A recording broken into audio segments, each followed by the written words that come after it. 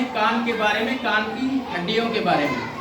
हमने आपसे पूछा एक सवाल, क्या कि शरीर की सबसे बड़ी हड्डी क्या होती है? आपका जवाब क्या आया? जांघ की हड्डी या फीमर। इंग्लिश में क्या बोलते हैं? फीमर, ये वाली। ठीक है, आप सुनिए, शरीर की सबसे छोटी हड्डी कौन है? तो आपका जवाब आया क्या? स्टेप्स। वो हमारे कान की हड्डी होती है। तो कान में 3 हड्डियां होती हैं, उसको हम लोग इस फिगर के माध्यम से आसानी से समझ लेंगे।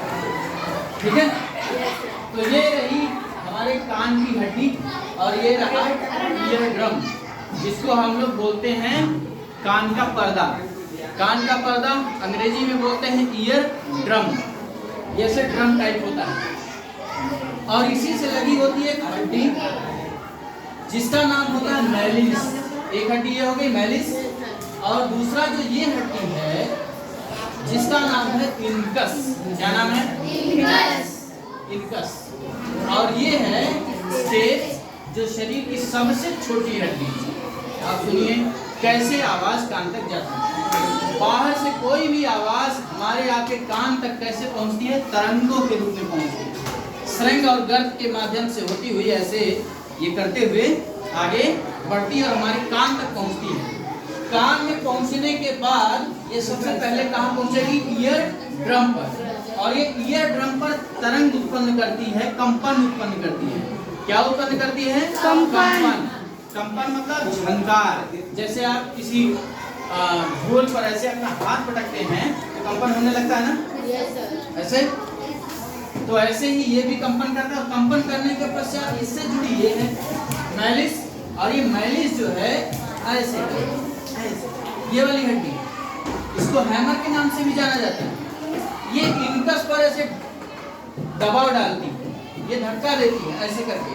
ठीक है, जैसे ये करेगी वैसे ही सूचना पहुंचती है इनकस तक और स्टेप तक यहाँ पर। और इसी से जुड़ी हुई बहुत सारी तंत्रिकाएं होती हैं। क्या होती हैं? तंत्रिकाएं होती हैं। वे तंत्रिकाएं हमारे मस्तिष्क तक जाती हैं। कहाँ जाती हैं? मस्तिष्क तक। और वो मस्तिष्क तक क्या लेके जाती है? सूचना। और कैसी सूचना लेके जाती हैं? इस आवाज की जो मैं बोल रहा हूँ, ये एक प्रकार की सूचना है। जो आपका कान ले रहा है, ये भी एक सूचना है। उस सूचना को दिमाग तक पहुँचाना, ये भी एक कार्य है। दिमाग उसको डिकोड करता है कि क्या क्या बोला गया है, तब जाकर के आप समझ पाते हैं कि मुझे क्या कहा गया है और किस बात का मुझे रिस्पॉन्स करना है। जैसे मैं आपको समझा रहा हूँ, तो आप चाहे उसको हंस के या अपना चेहरे का हाव भाव बना करके मुझे रिस्पॉन्स कर रहे हैं कि हाँ मुझे समझ में आ रहा है। तो इतनी बात समझ में आई? आप समझ गए कि कैसे आवाज कान तक पहुंचती है और कैसे इन हड्डियों के उपयोग से होते हुए वह आवाज आपके ब्रेन तक पहुंचती है। देन आफ्टर हम लोग की जो कार्यकारी अंग होते हैं वहां तक वो पहुंचते हैं।